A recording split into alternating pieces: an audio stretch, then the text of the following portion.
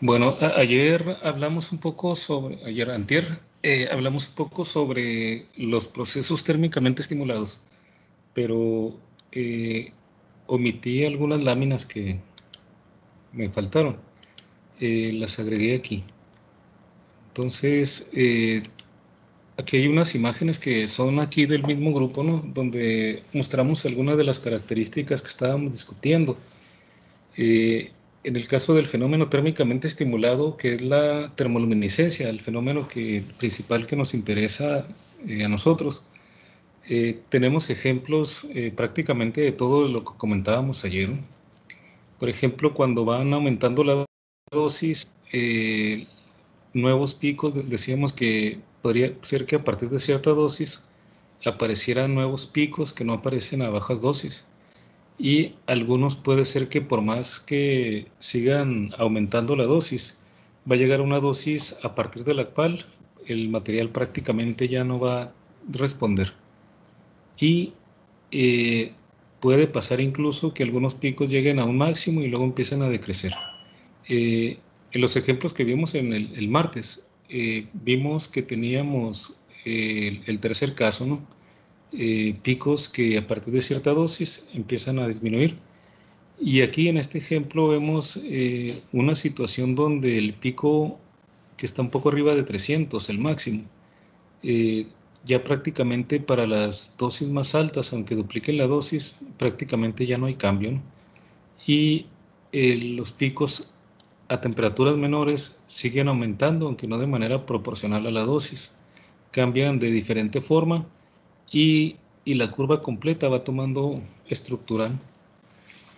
Una forma de verificar si el material sufrió, perdón, daño por las dosis más altas es medir a las dosis más bajas y verificar si la curva que se obtiene es la que se obtuvo en las primeras mediciones. Y bueno, también entrando un poco en la instrumentación del equipo, bueno, ustedes, excepto Ilse, ya tienen experiencia en mediciones en el equipo Rison, que es el sistema en donde hacemos las lecturas de termoluminiscencia. Eh, Esto es lo que vemos por fuera, ¿no?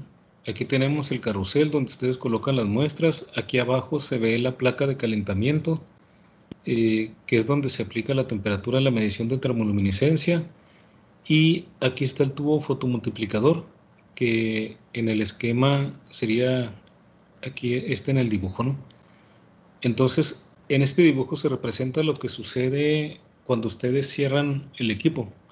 Queda aquí la placa de calentamiento encerrada. Hay un filtro intermedio antes del tubo fotomultiplicador. Y entonces aquí ocurre la emisión de luz, pasa por el filtro y es detectado. Eh, Les mencionaba de los filtros. No encontré aquí una foto del filtro BG39. Voy a localizarla eh, pero ustedes lo van a ver ahí en el laboratorio. Es el que se usa para termoluminiscencia. Este que se muestra aquí, eso es el filtro 759 de Corning. De hecho, este filtro se usa también para cuando se hace luminiscencia ópticamente estimulada. Si lo usamos cuando medimos termoluminiscencia, también podemos modificar los resultados porque no tiene una absorción plana en el visible y sí absorbe una buena cantidad. Ustedes pueden ver por la opacidad. Sin embargo, este es el que se usa cuando se ilumina para OSL con el color rojo. Y cuando se ilumina para OSL con el azul, el filtro es todavía más absorbedor. De hecho, a simple vista se ve completamente negro. No sé si lo han visto ahí en el laboratorio, ¿no? De hecho, hay unos ahí guardados en un cajón. Entonces, el hecho de que se vea oscuro significa que absorbe más en el visible. Imagínense el negro que tanto está absorbiendo, ¿no? Otro factor importante es cómo controlamos el voltaje que estamos aplicando al tubo fotomultiplicador. El tubo fotomultiplicador en realidad es, bueno, es un tubo que es un amplificador de la señal eléctrica que se genera cuando los fotones llegan al detector. Realmente lo que medimos no es el número de fotones que están llegando, sino que el equipo registra una corriente eléctrica que es proporcional al número de fotones.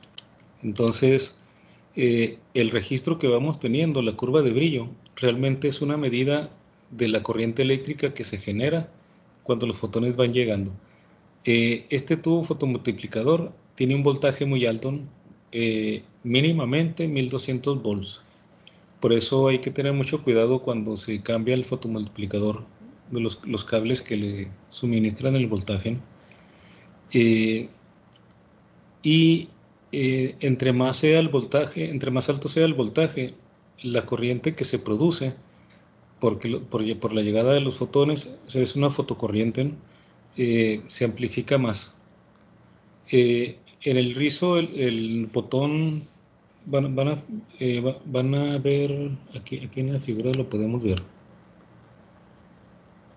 ¿Ven ustedes el mouse en la pantalla o no? No, no se ve el mouse. No. Ah, ok, pero No. sí, aquí está a la derecha, el cuadro que está a la derecha, sabemos que es el regulador de voltaje, ¿no? Y como una protección para el cerebro que está aquí en la izquierda. Y el primer botón que tiene aquí el cerebro del equipo, eh, a la derecha de la carátula de lectura, es para controlar el voltaje, ¿no? No alcanzo a aproximarlo aquí bien. No sé si en otras fotos esté más cerca, ¿no? Bueno, aquí está el botón, es el primero que está en el cerebro, en la parte a la derecha, arriba, sí lo ubican. Es el botón para controlar el voltaje que le estamos aplicando al tubo fotomultiplicador. Nosotros lo tenemos en un valor fijo. Sí. Ese valor fijo no fue al azar o porque ahí se quedó el botón, sino que para no estarlo moviendo, para que no sufra daños, porque este es un poco delicado, lo que hicimos fue irnos a hacer una medición de algún material determinado y sacar la razón de la señal del material entre el nivel de ruido del equipo con ese voltaje, porque digamos, cuando aumentamos el voltaje, también amplificamos la señal. Entonces ustedes van a tener material, la señal de termoluminiscencia más intensa entre más alto sea el voltaje aplicado. Pero no siempre es conveniente tener la señal más alta porque también aumenta el nivel de ruido electrónico, el background que conocemos en las mediciones. Y aquí, entre más alto sea el background, también acuérdense que, por ejemplo, la dosis mínima detectable depende de ese background. Entre más alto sea ese nivel de fondo, la dosis mínima detectable puede bajar, ¿no? Y entonces lo que se hace aquí es medir la termoluminiscencia de un material dado a diferentes voltajes y sacar para cada voltaje la razón entre la señal que tenemos del material entre el nivel de ruido. Y entonces lo mejor es tener lo que se llama relación señal-ruido óptima, la más alta posible, ¿no? Por ejemplo, ¿qué pasa si tenemos una señal ruido de 2? Significa que la señal es el doble que el nivel de ruido, ¿no? O una señal ruido igual a 0.5. Bueno, ahí no podría ser, ¿no? Porque en 0.5 significaría que la señal está por debajo del nivel de ruido. Pero entre más alta sea, significa que la señal que obtenemos es mucho más alta porcentualmente que el ruido. Y entonces podemos ir aumentando el nivel de ruido y observamos que la proporción señal-ruido va aumentando, pero llega a un valor óptimo. Y después prácticamente ya no tenemos un aumento de esa proporción Sin embargo, entre más alto sea el voltaje, el equipo tiene más riesgos en caso de una descarga o de alguna falla eléctrica, de sufrir daños, ¿no? Entonces, para voltajes muy altos, podemos seguir aumentando esa señal ruido, pero ya en una proporción muy pequeña. Entonces nos quedamos donde ya tenemos un, digamos, como un óptimo, ¿no? Donde se nota una región que le llaman como plano, plató, ¿sí? Le dicen en el argot técnico, ¿no? Como se muestra aquí en la figura, aquí en esta figura, de hecho, se muestra nosotros hicimos el experimento, pero este es el que hace el fabricante, que incluye con el equipo dentro de la información que dan. Aquí, en el eje horizontal, muestra el voltaje que le aplican al tubo fotomultiplicador, y en la derecha, los conteos, que es la señal que se está obteniendo, ¿no? Este es el tubo original que traía el equipo. El que tiene actualmente no es el original, porque el primero se dañó precisamente porque cuando recién instalaron el equipo estaban haciendo ahí unos trabajos con algún taladro alrededor y pues se alteró la línea eléctrica. No teníamos todavía el protector ahí que tenemos, el regulador que se tiene ahora, ¿no?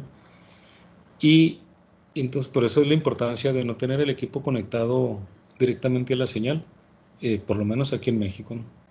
En Europa, de hecho, estos equipos donde los tienen, por ejemplo, en Holanda, eh, los tienen conectados permanentemente y nunca se desconecta el equipo, pero de hecho no lo apagan, lo dejan encendido, pero pues ahí no tienen problemas con altibajo de la luz, ni siquiera cuando hay tormentas. Bueno, el caso es que este es para el tubo original. Nosotros repetimos el experimento principalmente por dos razones. Como ya no es exactamente el mismo tubo, puede ser que tenga variaciones. Se parecen en general el comportamiento, pero puede cambiar. Y en cambio, bueno, y aparte con el tiempo puede cambiar un poco la respuesta. No, no a grandes rasgos, pero sí en algunos valores específicos. Entonces pueden ver aquí que la, al aumentar el voltaje, que es el eje horizontal, eh, se aumenta la proporción señal-ruido rápidamente, ¿no? De 900 a unos 950 volts, ya la señal aumenta mucho. De hecho, la escala vertical es escala logarítmica. O sea que aumentó aquí como unas 7 veces al aumentar de 900 a 950. Cuando nos vamos de 900 a 1000, la señal cambia, la proporción señal-ruido aumenta 100 veces aproximadamente, ¿no? Y entonces aquí nos podemos ir hasta que encontramos esta región que se considera en donde nos podemos quedar en el voltaje. Y ahí lo dejamos. Noten que si siguiéramos aumentando el voltaje, no ganaríamos mucho en la proporción señal-ruido, pero sí el equipo al operar cada vez con voltaje más alto tiene mayores riesgos, ¿no? Entonces nosotros hicimos digamos, esta misma figura, pero eh, con el tubo fotomultiplicador actual, y esta la tomamos de una señal de termoluminiscencia de un material de referencia, ¿no?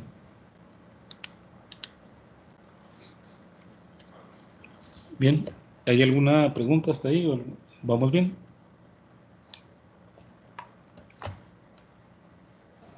Sí, vamos Sí, bien. todo bien, doctor. Todo bien. Sobre los procesos térmicamente estimulados, ayer me faltó una figura para mostrar al menos algún resultado experimental que hubiera por allí en la literatura.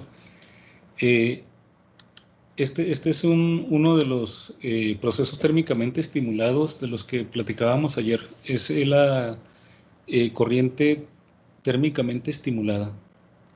También está la emisión de electrones térmicamente estimulada que mencionamos. Entonces, vean, en este caso, este es un experimento de conductividad térmicamente estimulada, ¿no? Que también se puede llamar corriente térmicamente estimulada. Estos picos que aparecen aquí a diferente temperatura precisamente corresponden a picos que podríamos observar en termoluminiscencia. ¿Por qué? Porque si ustedes se acuerdan del teorema de la teoría de bandas, por cierto que ese puede ser otro tema de exposición. Si se acuerdan de la teoría de bandas, cuando el material sostiene una conductividad eléctrica, significa que hay electrones en la banda de conducción. Y en termoluminiscencia, justamente antes de que se genere la emisión de luz, los electrones atrapados en trampas, suponiendo que son electrones, tienen que irse a la banda de conducción. Y entonces, imagínense que en vez de esperarse a medir la termoluminiscencia, la emisión de luz, ustedes lo que hacen es que miden, irradian el material como lo hacen normalmente. Pero en vez de medir la emisión de luz, van a medir la corriente eléctrica a medida que calientan el material. Entonces irradiaron el material y lo empiezan a calentar, pero hacen el arreglo para que se detecte si hay corriente eléctrica. Cuando los electrones atrapados suban a la banda de conducción, en ese momento va a haber corriente. Entonces la vamos a detectar. Va a ser una corriente transitoria, porque nada más es mientras están los electrones ahí en la banda de conducción, pero luego se recombinan o se reatrapan. Y entonces, por lo tanto, cada vez que en termoluminiscencia, a las temperaturas que en termoluminiscencia observaríamos emisión de luz, aquí estamos observando corrientes transitorias, como picos de corriente eléctrica. Sí.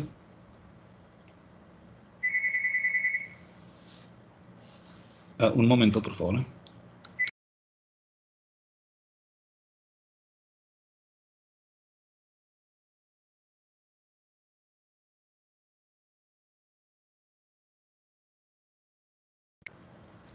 Muy bien, entonces aquí es un material que vemos estos picos a 98 Kelvin, 184 Kelvin, si se fijan, dos de los picos de hecho están por debajo de la temperatura ambiente.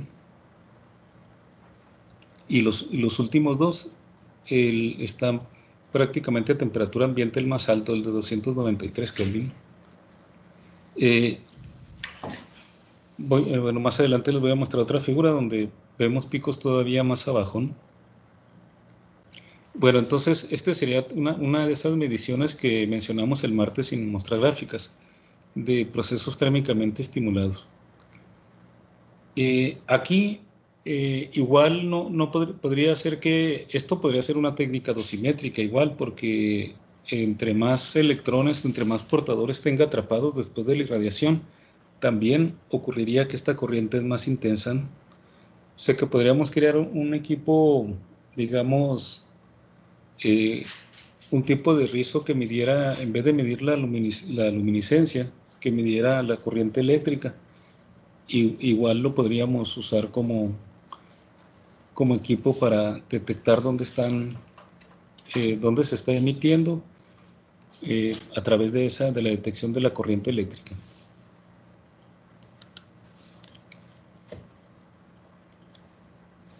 Y aquí está otro proceso térmicamente estimulado. De hecho, este no lo mencioné el martes.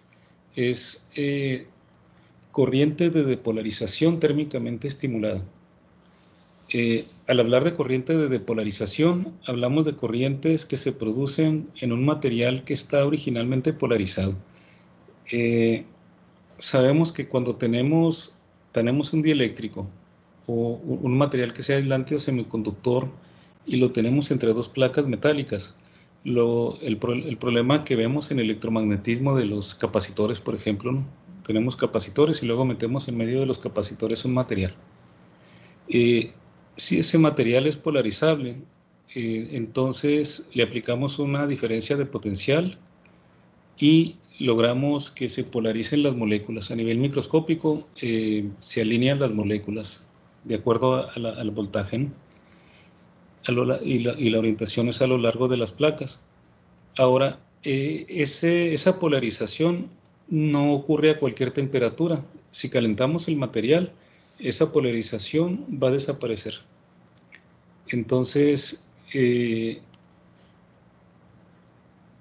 cuando calentamos el material, primero tenemos que estarle aplicando un campo eléctrico para mantener la polarización. Y generalmente esas polarizaciones se deshacen con temperaturas relativamente bajas, ¿no? Entonces, en este tipo de experimentos, normalmente la temperatura, incluso a veces es necesario que se baje por debajo de la temperatura ambiente. En la primera figura de la izquierda, de hecho, se muestra, tenemos una temperatura inicial y luego disminuye.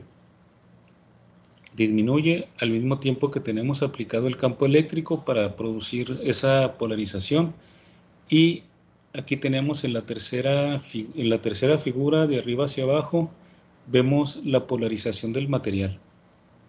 Vemos que al bajamos la temperatura, aplicamos un campo eléctrico y entonces producimos la polarización. Luego empezamos a aumentar la temperatura. Al ir aumentando la temperatura, cuando aumenta poco la temperatura, la polarización prácticamente se mantiene, pero luego va a llegar a una temperatura a la que ya no se pueda sostener la polarización. Acuérdense que al dar temperatura empieza el movimiento aleatorio térmico, entonces la orientación de las moléculas se va a deshacer, ¿no? Y entonces cuando se deshace la polarización, se detecta aquí una corriente transitoria. Es una corriente cuando se logra la despolarización. Es una corriente transitoria porque realmente no estoy produciendo un movimiento neto, nada más estoy deshaciendo la orientación de las cargas, ¿no? Entonces es una corriente transitoria y se observa también como un pico, ¿no? De esta técnica, de hecho, no hablamos ayer. Pero bueno, voy a aprovechar este dibujo para hablar sobre la emisión de electrones térmicamente estimulada. Ahora supongan que en este mismo dibujo lo que hacemos es estas placas. Una de las placas, la placa de abajo, por ejemplo, podría ser su material que fue irradiado. Luego, aquí donde está el bloquecito azul, lo podemos dejar al vacío, no hay nada.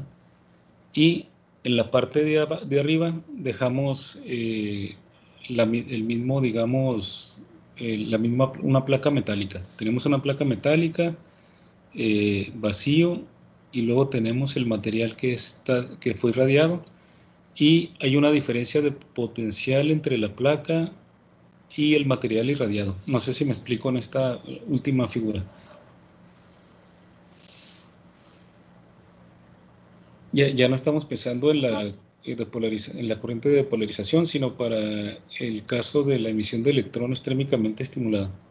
Pero aprovechamos el mismo dibujo, nada más que tendríamos el material irradiado abajo, vacío donde está azul, y la placa metálica arriba. Y el voltaje aquí que aparece indicado en el círculo amarillo sigue estando presente. Sé que hay una diferencia de potencial entre el material irradiado y la placa. Y entonces medimos también, tenemos aquí un esquema de manera que nos permita medir la corriente eléctrica que se produce aquí arriba. Si yo logro sacar electrones del material hacia la placa, como tengo una diferencia de potencial, entonces voy a detectar una corriente eléctrica. ¿De acuerdo? Sí. Y entonces, otra vez, ahora agrego a este arreglo una forma de ir aumentando la temperatura del material que está abajo, que ya fue irradiado. Entonces lo empiezo a calentar, mantengo el voltaje y este amperímetro, ¿no?, para detectar la corriente eléctrica. Entonces, ¿qué va a suceder? Voy aumentando la temperatura. Cuando llegue a las temperaturas en donde logro liberar los electrones, si este voltaje es lo suficientemente alto, esos electrones, cuando estén en la banda de conducción, cuando son liberados, no se van a alcanzar a recombinar, sino que los voy a sacar del material. Se van a la placa y entonces producen una corriente eléctrica que voy a registrar justamente a las temperaturas en donde yo vería emisión termoluminiscente. Si son electrones, ¿verdad? Pero resulta que los picos que no se deben a la liberación de electrones, sino que se generan con huecos, ahí no voy a observar nada porque no puedo sacar los huecos del material. Y entonces eso me permite distinguir qué picos están asociados con trampas de electrones y qué picos están asociados con trampas de huecos.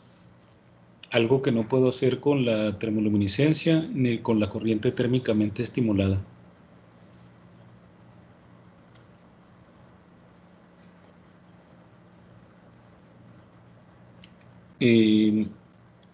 ¿Cómo van? ¿Alguna pregunta de esto? No, por todo claro. Muy bien, entonces continuamos. Doctor, Sí. me está diciendo Cayetano que quiere unirse a la clase, pero creo que no puede. Ah, Cayetano, no Sí. creí que estaba agregado. Creo que quiere entrar con el código, pero todavía no puede. Y él tiene correo Unison MX. De hecho, creo que él era el único que tenía correo Sí. Unison MX. ¿Cuál? No es ninguno de los que tenemos aquí asociados. A ver, ¿quién será? ¿En qué termina su...? Le puedes preguntar en qué termina su correo.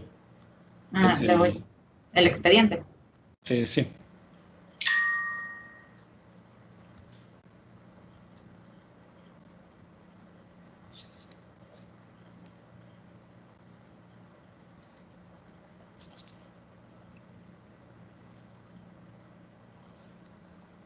Le pregunté a ver qué me dice.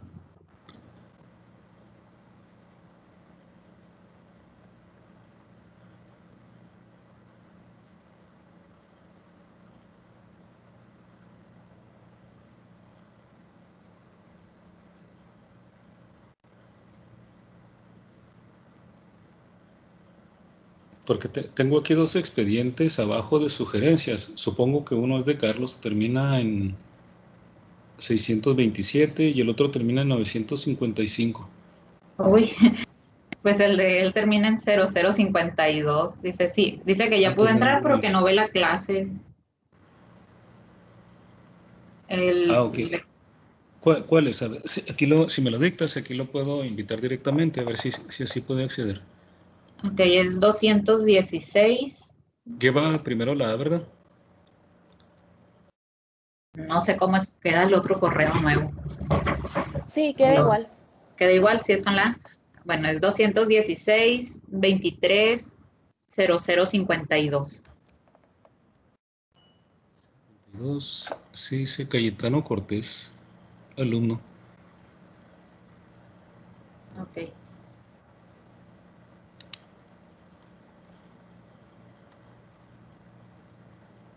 Ahí lo están llamando y aparece en línea. Vamos a ver si se puede unir. Ok. Ahí se unió. Es que estabas vetado, Cayetano. No sé. Bueno, entonces continuamos. Los que llegaron tarde van a tener que exponer en la próxima clase. Yo expongo el jueves de todos modos. Sí. Muy bien. No, era una broma para Cayetano aquí que se acaba de incorporar. A disposición. Bueno, entonces continuamos. Un poco sobre cómo ha ido evolucionando digamos, la termoluminiscencia. La palabra termoluminiscencia, pues viene es una combinación de palabras termo y luminiscencia, ¿no? Termo y luminescence. La primera nos da la idea de calor, termo, y luminiscencia es emisión de luz. Entonces, podría a veces confundirse por el nombre, termoluminiscencia, pensar que el calor es lo determinante para que ocurra el fenómeno. Realmente el calor es como el detonante para que ocurra, pero el fenómeno en sí no puede ocurrir si no hay una excitación previa del material.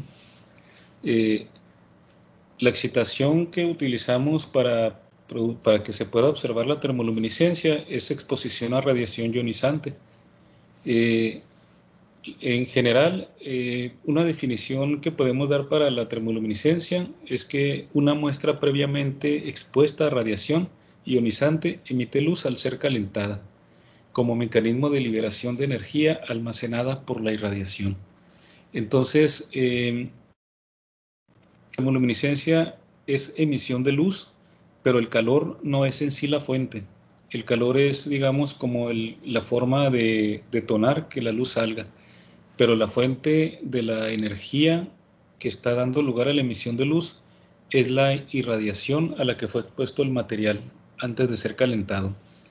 Si calentamos el material por sí solo, sin haberlo irradiado, no vamos a observar luminiscencia. En este sentido, tenemos que distinguir esta emisión de luz con la incandescencia. La incandescencia normalmente se observa ya a medida que nos vamos acercando a 500 grados Celsius. Y ya después de 500 grados Celsius, si seguimos aumentando, va aumentando mucho más rápidamente, ¿no?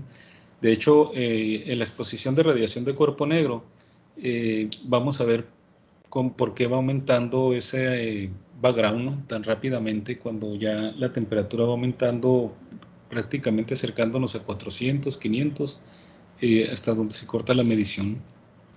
Por eso tampoco es muy conveniente medir a temperaturas muy altas, porque entonces la radiación térmica empieza a afectar la lectura de la termoluminiscencia.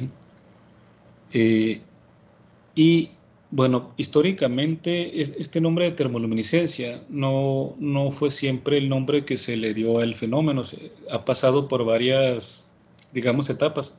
Si ustedes revisan literatura antigua en este caso es a principios del siglo pasado o en la primera mitad, ¿no?, en 1950, 60, los primeros autores le daban otros nombres hasta que ya se tomó el acuerdo que quedara como termoluminiscencia. Otra forma que se ha mencionado la termoluminiscencia precisamente porque es emisión de luz que se consigue al calentar el material, pero en realidad es excitada por radiación ionizante, es luminiscencia térmicamente estimulada inducida por radiación, porque es emisión de luz que se estimula con calor, pero fue inducida porque el material fue irradiado, ¿no? También otro nombre que recibe es radiotermoluminiscencia. Este es un nombre ya en desuso, ¿no?, pero que lo pueden encontrar por ahí en alguna referencia que vean. Y un nombre actual que se utiliza también es luminiscencia térmicamente estimulada. Entonces podemos asumir como sinónimos termoluminiscencia o luminiscencia térmicamente estimulada. Este último nombre es correcto, luminiscencia térmicamente estimulada, porque la emisión se estimula mediante calor, ¿no?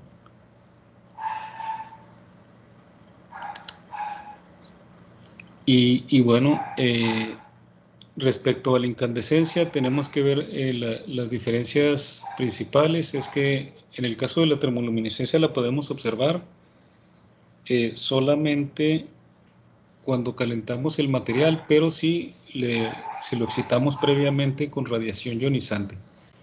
En la incandescencia no necesitamos esa excitación.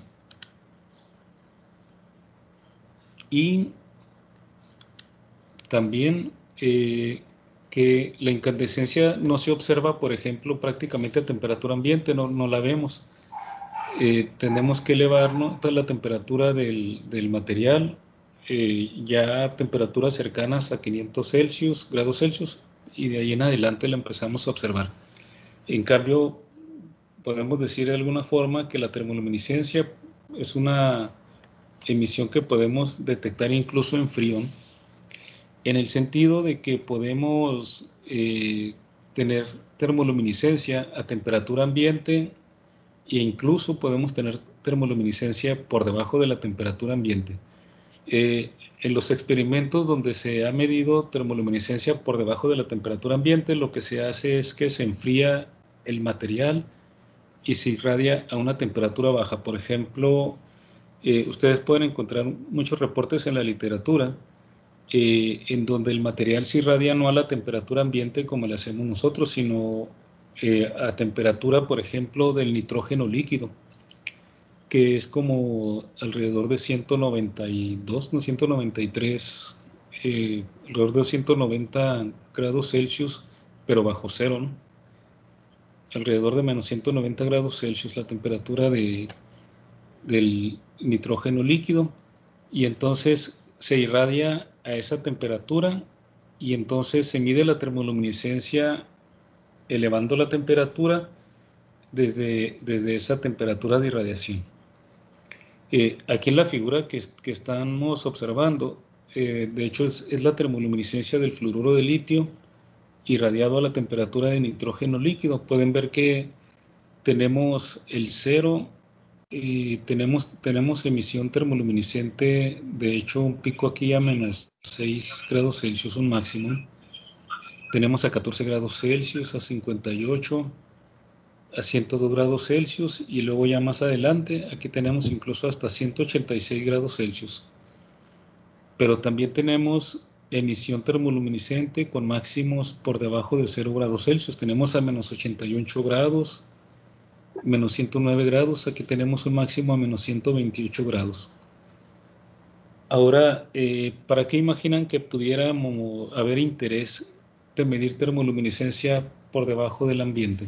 En estos casos, generalmente no están pensando en aplicaciones de dosimetría necesariamente, sino más bien en estudiar la estructura de defectos del material. Porque con la termoluminiscencia que hacemos irradiando a temperatura ambiente, podemos hacer un cálculo de energías de activación que nos den los estados de atrapamiento en el gap, pero de manera que esos sean, digamos, estables o metaestables a temperatura ambiente. Estable significa si son trampas muy profundas, son portadores que pueden permanecer atrapados ahí mucho tiempo. Pero, por ejemplo, los que dan lugar a la luminiscencia persistente no son estables, pero al menos duran un poco de tiempo ahí después de la irradiación. Sin embargo, si son trampas muy poco profundas, no se mantienen mientras irradiamos, o ni siquiera se puede decir que queden electrones atrapados allí alguna vez. Entonces, cuando irradiamos a temperatura ambiente, hay trampas que existen ahí en el material, pueden ocurrir, o perdemos información de esas trampas que se podrían observar si congeláramos, por decirlo de alguna forma, el material y pudiéramos irradiar a esa temperatura y medir termoluminiscencia desde temperaturas más bajas, de manera que podríamos observar trampas que no observamos a temperatura ambiente. Ahora recuerden que la estabilidad de esas trampas depende no nada más de la profundidad, sino del factor de frecuencia. Y ese factor de frecuencia se ve afectado por la temperatura también. O sea que ustedes pueden reducir la probabilidad de escape por unidad de tiempo si bajan la temperatura, porque están modificando el factor de frecuencia. Por ejemplo, estos picos, estos máximos de emisión del fluoruro de litio a temperaturas muy bajas, por ejemplo a 14 grados Celsius, no se observan en las curvas de brillo que ustedes ven en la literatura del fluoruro de litio en condiciones de irradiación a temperatura ambiente. Bueno, la incandescencia no la podríamos tener tampoco a temperaturas por debajo del ambiente. Otra diferencia es que la termoluminiscencia es una emisión de luz transitoria. La termoluminiscencia se va a observar solamente de una forma transitoria porque a ciertas temperaturas se produce la emisión y si yo sigo aumentando la temperatura, la emisión termoluminiscente no sigue. Solamente es la transición mientras se liberan los electrones o los portadores que están dando lugar a esa emisión termoluminiscente. En cambio, la incandescencia, si yo elevo la temperatura, por ejemplo, a unos 1000 grados Celsius, observo la incandescencia y si el material tiene una temperatura de fusión adecuada, para que no se funda esa temperatura, yo voy a seguir observando la incandescencia mientras mantenga el material a esa temperatura. La incandescencia no es una emisión transitoria, ¿no? Y en el caso de la incandescencia, sí, el origen es el calor. El origen de la emisión es térmico. En el equipo registramos los picos de emisión que van ocurriendo en el material a medida que observamos el aumento de la temperatura. Sin embargo, ahora imagínense que ustedes pudieran estar ahí dentro de la cámara, donde tienen la muestra calentándola y que pudieran ver la emisión de luz. ¿Cómo se imaginan que verían la termoluminiscencia si, digamos, tuviéramos la tecnología para estar viendo el material que está ahí dentro calentándose? Que también podrían hacerlo de la siguiente forma, ¿no? Simplemente tener una placa de calentamiento externa en un cuarto oscuro y irradiamos el material y lo calentamos, le aplicamos una rampa de temperatura igual que el equipo El Rizo, pero en un cuarto oscuro y estamos observando directamente el material. ¿Qué creen que observaríamos?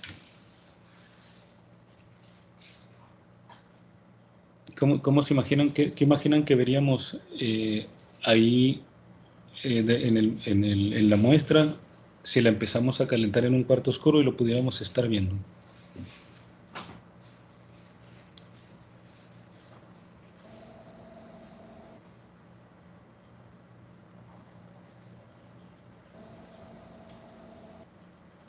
Bueno, ¿qué veríamos? Empieza a brillar, emite luz. Luz. Ajá. Van a observar que emite luz. De hecho, puede ser más o menos tenue dependiendo de la sensibilidad del material, ¿no?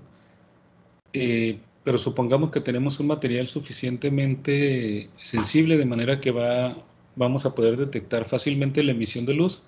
¿Ok? Observamos que emite luz. ¿Con qué más características, qué más observaríamos? ¿Qué más estaríamos observando? Bueno, observaríamos la emisión de luz, pero ¿de qué manera la estaríamos apreciando?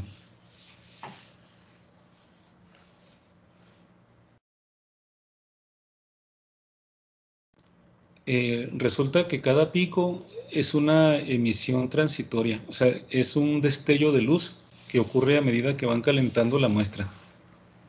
O sea, no verían si el material lo mantienen a temperatura ambiente, puede ser que tenga luminiscencia persistente y entonces estarían viendo una emisión que se va apagando poco a poco, ¿no? Pero en el caso de la termoluminiscencia, la emisión de luz ocurre a ciertas temperaturas, entonces son como destellos que ocurren a ciertas temperaturas, no se sostienen, porque los picos los observan y luego ya decae. Pero, ¿y qué pasaría entonces en un material que tenga 3 picos, por ejemplo, 3 picos a diferente temperatura? Lo irradian, lo ponen ahí en el cuarto oscuro, lo están observando y le aumentan la temperatura, igual que en el rizón, por ejemplo, 5 grados Celsius por minuto. Y es un material que ya saben que tiene 3 picos de termoluminiscencia, 3 máximos separados. Entonces ahí verían 3 destellos a temperaturas diferentes. Pero tiene también la característica de que como cada máximo se genera de trampas diferentes y puede tener mecanismos diferentes, puede salir de defectos distintos. Cada destello lo pueden ver en general de diferente color.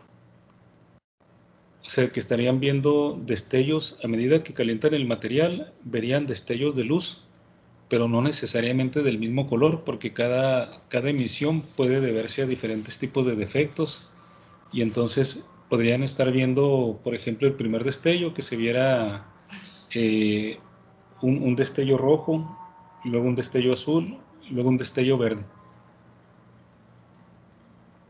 a medida que van aumentando la temperatura, ¿no? Eso significa que el espectro de cada emisión termoluminiscente en general puede ser diferente porque se debe a diferentes tipos de defectos, diferentes tipos de impurezas que estén involucradas. Entonces, si pudiéramos ver el material, el termoluminiscente, y ver lo que sale de ahí, veríamos eso, ¿no? Destellos de luz de diferentes colores.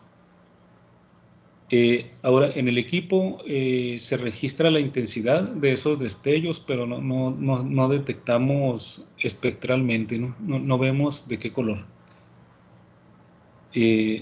Entonces, lo que se conoce como la curva de brillo en termoluminiscencia solamente me da información de la intensidad de la termoluminiscencia, la intensidad de cada uno de esos destellos que ocurren en la muestra a medida que la calentamos. Ahora, cada uno de esos destellos es lo que conocemos como pico de TL, ¿no? Porque cada emisión particular sí se debe a solamente una trampa.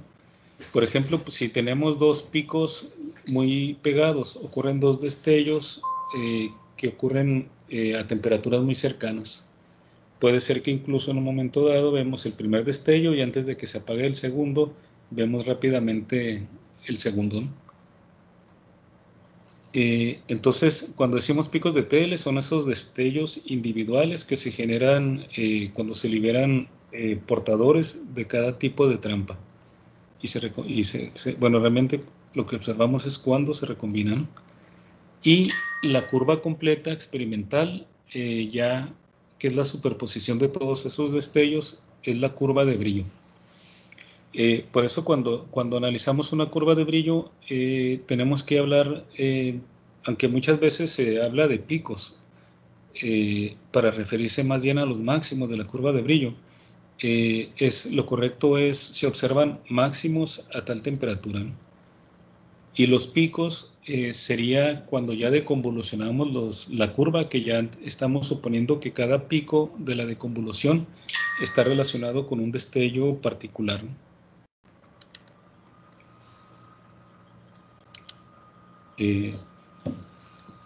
Más o menos, díganme si hay alguna duda, algo que no consideren si no está muy claro. Todo bien. Okay, muy bien, entonces un poco de la historia de la termoluminiscencia. La termoluminiscencia sí, lógicamente no es un fenómeno nuevo, pero sí de reciente estudio. Reciente, digamos, entre comillas, ¿no? Porque el primer registro científico que se tiene sobre la termoluminiscencia data de 1963.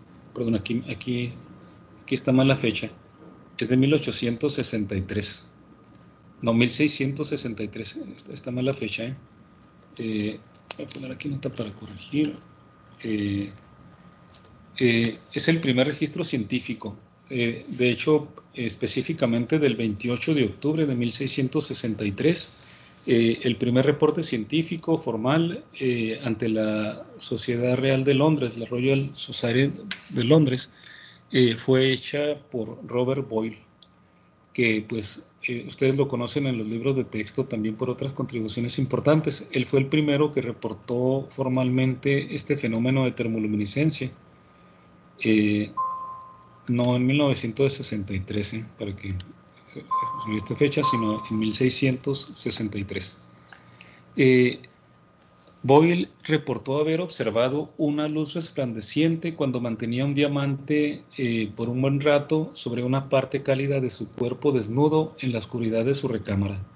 Esta es más o menos la traducción literal de cómo de cómo reporta él este fenómeno. Lógicamente, al ser la primera vez que se reportaba un fenómeno de este tipo, no tenía todavía el nombre de termoluminiscencia, se reportó el fenómeno nada más, ¿no? Entonces, buscando la literatura, ese sería el primer registro de este fenómeno. Boyle no lo hizo solamente para, digamos, el diamante le produjo esa inquietud de observar esa emisión de luz cuando se le estaba transfiriendo de alguna forma calor al diamante. Después repitió esta misma observación utilizando otras fuentes de calor, por ejemplo, con de las lámparas que se utilizaban antes, ¿no? Que eran, bueno, como tipo antorchas. Y bueno, la literatura documenta que utilizó otras fuentes de calor que tenía disponibles y se repetía el fenómeno. Es decir, que entonces el fenómeno de esa emisión no tenía que ver con la fuente de calor que utilizara, sino el calor en sí. Y bueno, tuvieron que pasar varias décadas, hasta 1938, se concluyó que se trataba de fosforescencia. El que lo estableció fue Dufay, el que primero ya dejó establecido que ese fenómeno era un fenómeno de fosforescente, una fosforescencia retardada. Entonces, la fosforescencia ya se conocía para 1938, pero se relacionaba más que nada con la emisión de luz que se producía. Por ejemplo, hay muchos materiales que están emitiendo cuando se estimula con luz solar incluso, ¿no? Y después se meten en la oscuridad y siguen luminiscendo. Pero aquí es una fosforescencia que se podía almacenar. Becquerel también observó que otros fósforos también tenían esa capacidad una capacidad de almacenar información de que habían sido irradiados por fuentes radiactivas. Acuérdense que Becquerel fue de los pioneros que hicieron experimentos con fuentes de radiación ionizante. Entonces manejaron diferentes tipos de materiales y observó que había varios fósforos que podían producir o que tenían de alguna forma de dejar en la memoria que habían sido expuestos a fuentes radiactivas. Vean que eso ya es como un preludio para la dosimetría, ¿no? Uno de los primeros materiales que se utilizó para este tipo de experimentos fue el fluoruro de calcio topado con manganeso, ¿no? Que actualmente pues, es uno de los materiales que se usa también como dosímetro comercial.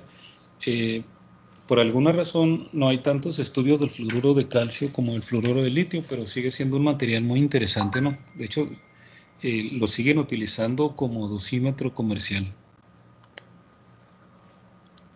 Y bueno, se empezaron a realizar trabajos también motivados por el descubrimiento de la radioactividad, de los rayos X, al buscar métodos precisamente de detectar ese tipo de radiación que no era visible ni podía olerse, ¿no? Y se utilizó este fenómeno de esa fosforescencia, por ejemplo, precisamente para detectar efectos de rayos X y de luz ultravioleta también. Se probaron diferentes compuestos inorgánicos expuestos a esos rayos X en aquel entonces recién descubiertos, las fuentes radiactivas, muchas incluso desconocidas, ¿no? Todavía en aquel entonces tenían el efecto, pero no se sabía a qué materiales se debía.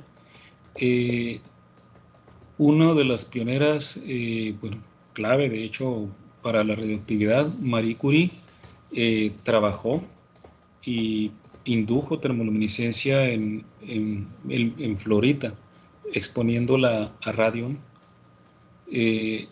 Entonces, Marie Curie es conocida por la radioactividad, ganó 2 premios Nobel, de hecho, ¿no?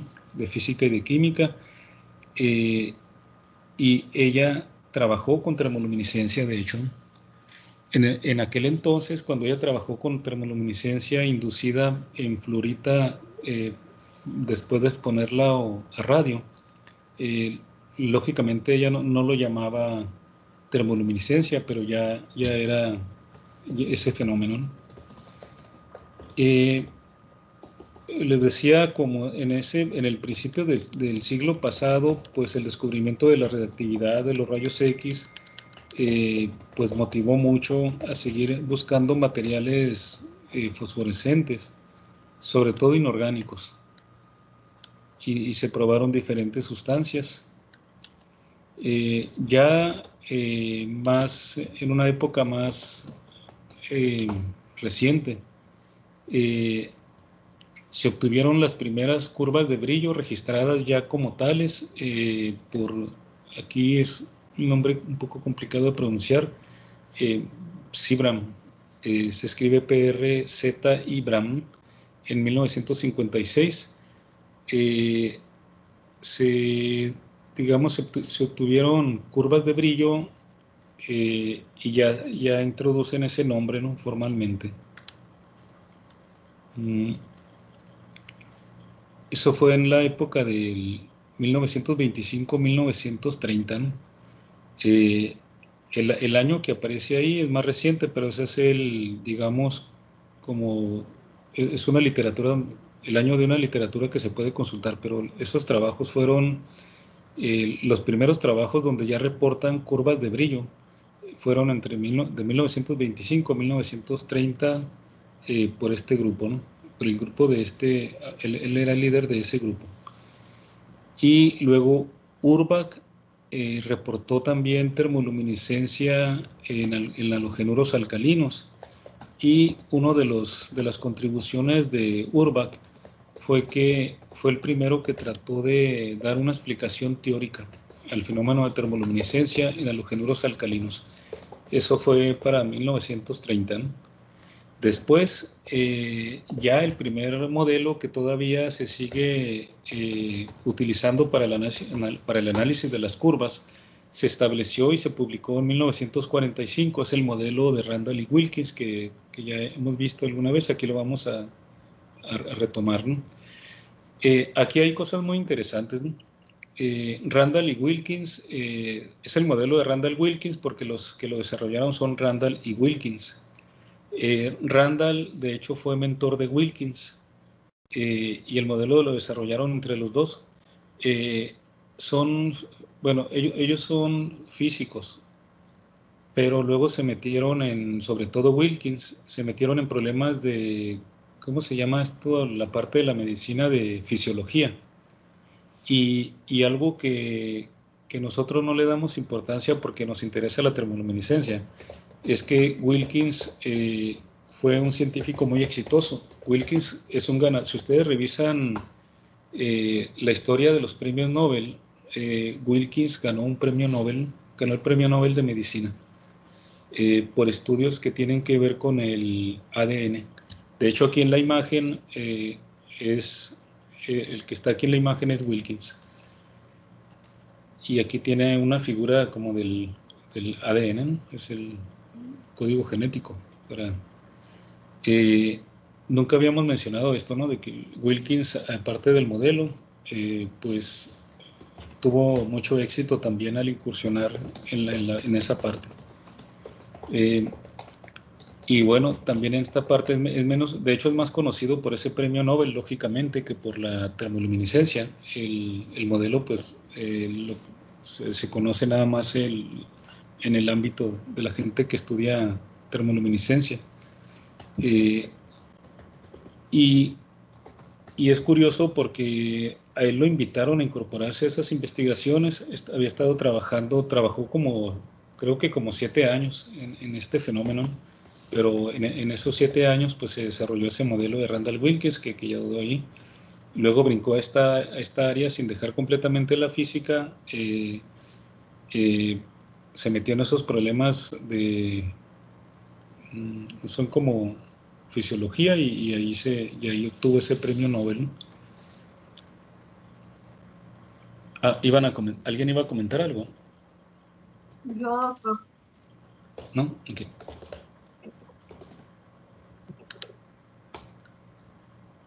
Bueno, entonces, después del modelo de Randall-Wilkin, más adelante se desarrolló una modificación que generalizó un poco la teoría, que fue el modelo de Garlick y Gibson.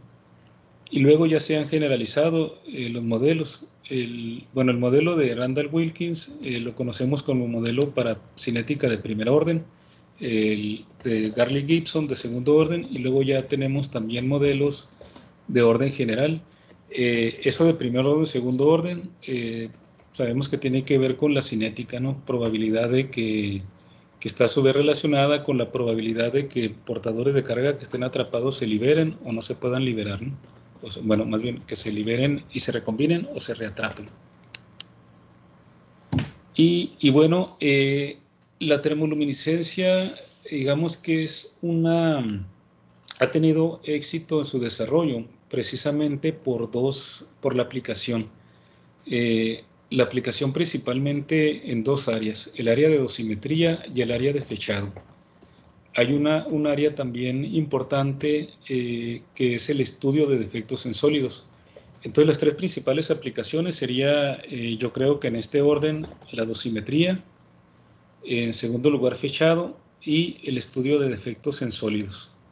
La dosimetría, pues, está enfocada en utilizar el fenómeno de la termoluminiscencia para determinar dosis a la que han sido expuestos sistemas, ¿no? Que pueden ser algún tejido o algún material. En el fechado es una técnica para datar. Se utiliza de hecho en arqueología, en geología, y también de hecho el equipo RISO fue diseñado originalmente no para dosimetría sino para fechado. El equipo que lo desarrolló se dedica al fechado mediante termoluminiscencia y USL.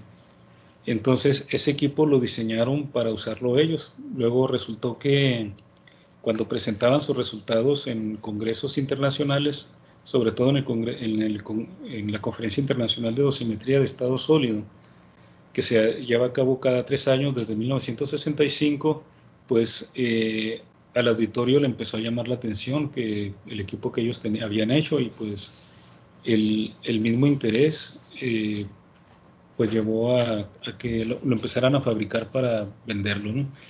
Ahora lo venden muy selectivamente, ¿no?